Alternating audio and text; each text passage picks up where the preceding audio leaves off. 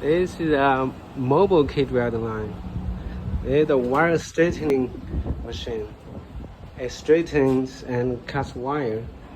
We get straight wire put on this table and feed into this cage welding machine. So you weld cages on this machine.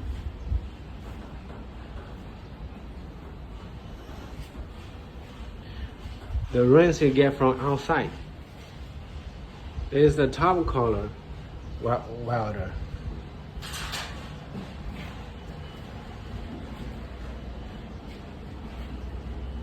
This is the air compressor and air dryer, air tank receiver. On the wall there is a power cabinet.